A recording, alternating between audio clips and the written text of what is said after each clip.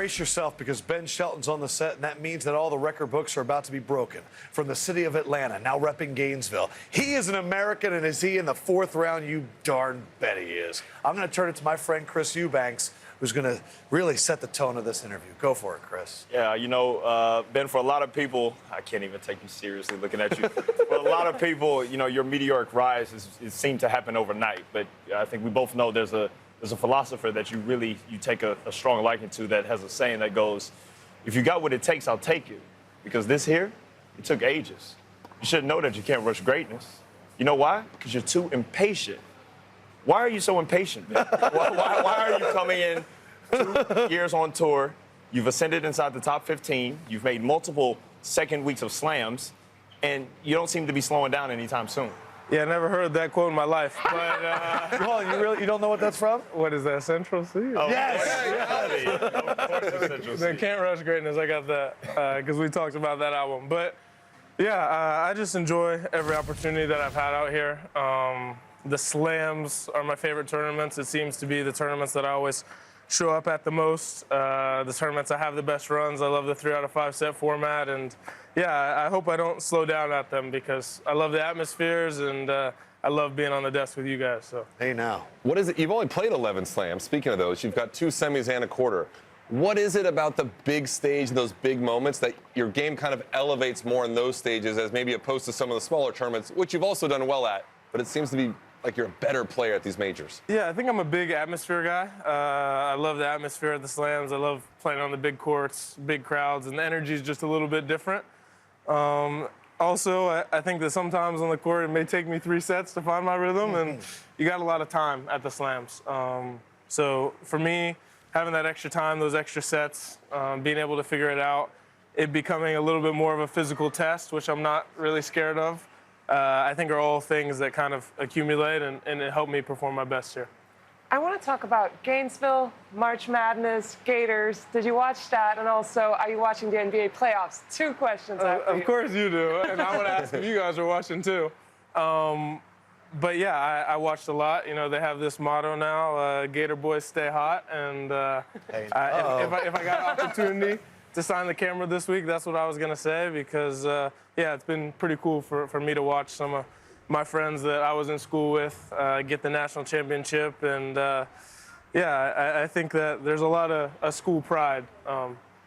When did the Yellow Jacket... Don't start. Hey, your dad is a Yellow Jacket, so while you're making jokes, you ran around those courts a lot in your younger years. So before we start cracking jokes, just make sure you... But I don't know when Georgia Tech has won. He doesn't. Yeah, he makes a good point. Your dad won the only national championship. Exactly. If it weren't for your dad, I don't think Georgia Tech would have a national championship. So it's the Walter Clayton Jr. of Roland-Garros right now. Exactly. What we are seeing, though, is a run by the American men that we have not seen in 3 decades.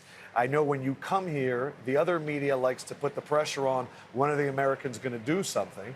You guys answered it. 4th round, here you come. We got 3, possibly 4 with Quinn. We'll see what he can do tomorrow. Haven't seen that in really 30 years. Yeah, I think Chris can attest to this, but, you know, a lot of us Americans, we play the best when the lights are shining bright, and I think TNT has done a great job of that so far for us this year. I know for me, my friends back home, seeing stuff on TNT and Bleacher Report and House of Highlights, it's like there's a lot of hype around this tournament. And, awesome. You know, one person aside from me who plays well with some hype is Francis Tiafoe. So I think that all of us have really enjoyed not just playing here at Roland-Garros this year, but the coverage and how our families and friends back home have been able to watch and how excited they've been. It's kind of given us a lot of energy and encouragement going into this tournament. So I hope we don't slow down. Historically not a tournament that we've done great at, but we're having a pretty good run here so far. Means a lot. We're going to be here for the next decade, so we'll keep pumping you up. We are watching right now as we record this, the Carlos Alcaraz match. That is the next match. What can you give us in terms of what that preparation will be over the next day to get prepared for that? Yeah, I think business as usual. I have my formula down pretty well for the off days at slams at this point. Before the last match was a little different, having 4 or 5 days off. Crazy. That's kind of unheard of, but you know, I'm used to it at this point. I think it'll be the same as every off day, practicing for an hour, hour and a half feeling good, getting treatment, trying to go to sleep early, stay off the phone. You But said you love big stages.